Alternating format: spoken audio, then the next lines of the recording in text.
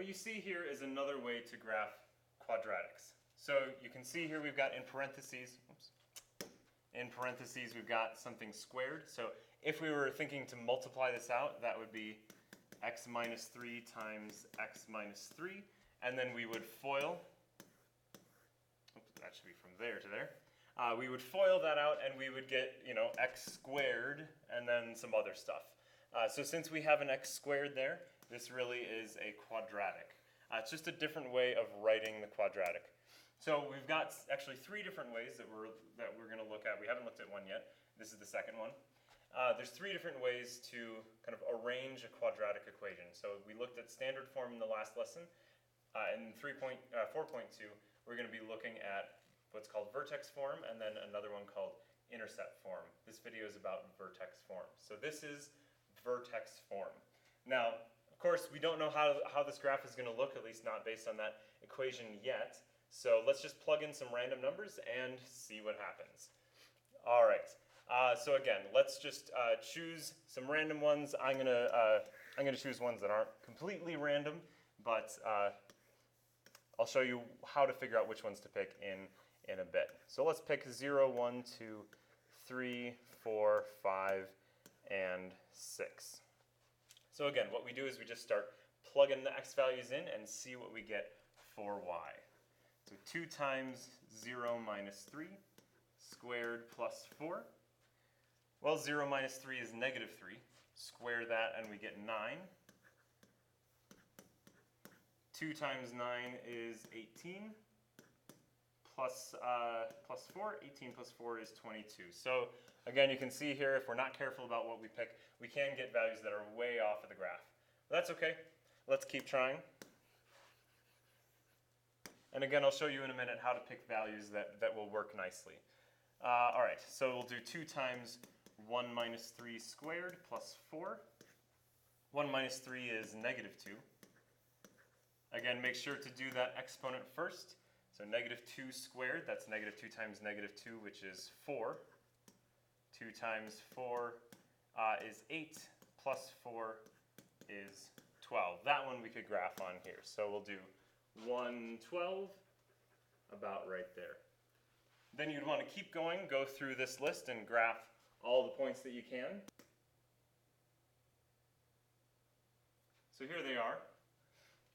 And I've plotted the ones I can and graphed the shape of the graph here. So where is the vertex? Well, the vertex is this point right here. And that's the coordinate point 3, 4. Well, you may notice in the equation, there's a 3 and a 4. That's no coincidence. So this 3 and this 4, that makes the vertex. So this shifting works exactly like with the absolute value translation. So the number inside the absolute value will shift it left to right, and the number outside the absolute value will shift it up and down. Same thing happens here, except instead of having absolute value, we've got parentheses with something squared. But in terms of how it shifts the vertex, it is exactly the same as you guys learned in chapter 2. All right, as far as the axis of symmetry goes, well, again, the axis of symmetry, the x value is the x value of the vertex. So that's this line right here. So the axis of symmetry is just x equals the x value of the vertex, which in this case is 3. All right, and does the parabola open up or down? Well, the parabola opens up, as you can see from the graph. But also, if we think about the number in front, so that number in front, just like absolute value, that is going to change the kind of overall shape of the graph. It's going to determine whether it opens up or down. That number is positive, so that means it's going to open up. Also, the number being bigger than 1, you can think about it changing the slope, but it's actually not changing the slope. It's changing, it's kind of changing the tallness or shortness of the graph. Again, we can't think about it changing slope because with a curved graph, there's no real slope there. The slope is different at every single point along this graph. So we can't really think of it as slope, but we can think of it as changing the shape of that graph. All right, what's the y-intercept? Well, that's where x is 0. So it's actually not on this graph here, but we did find that coordinate point. That was the first one we found. The the y-intercept is where x is 0, so that's going to be 22, which would be way off of the graph. Now that we know what this looks like, let's see if we can graph it without just plugging in random numbers. So, the way that you want to do this then for finding the vertex is think about what you have to plug into that equation in order to make the part inside the parentheses 0. That's where the vertex is going to be. So if we plug in -2 here, then we'll get -2 plus 2 inside the parentheses, which gives you 0, which makes this whole thing 0, and then we get 1. So the vertex is -2, 1. So that's the nice thing about vertex form, is just by looking at the equation there, we can tell where the vertex is going to be. So the vertex is at -2, 1. And we know also that the axis of symmetry is going to be going through that point as well. So the axis of symmetry is the line where the x value is the x value of the vertex. Now, does the parabola open up or down? Well, it's going to open down because we have a negative in front of the graph there. Now, for the rest of these points, what we're going to want to do is just plug in some values. So we have a good starting point. We know where the vertex is, and so we can just find some points to the left and right of this vertex.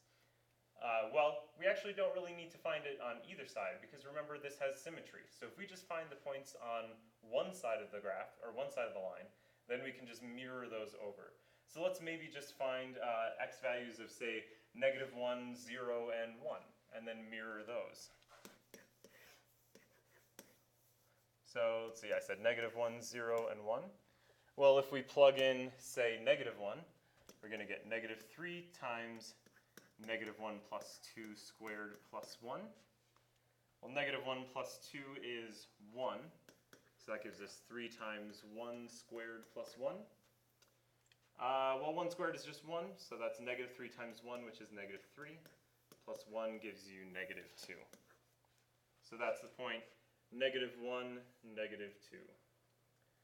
If we plug in 0, well, then we're going to get -3 times 0 plus 2 squared plus 1. Go through and work that out, and you'll get, well, let's see, -12 plus 1 is -11. So that would be, let's see, way down here. Well, I guess then maybe we don't want to plug in 1 because it's just going to keep going downwards. But again, what we can do now is we know where the axis of symmetry is, we know where the line of reflection is, so we can just reflect these 2 points we just found, reflect them over the axis of symmetry, and then draw our parabola in like so. Now the y-intercept, we already found that. That was where the x value was 0, and that's a y value of -11, so that's where the y-intercept is.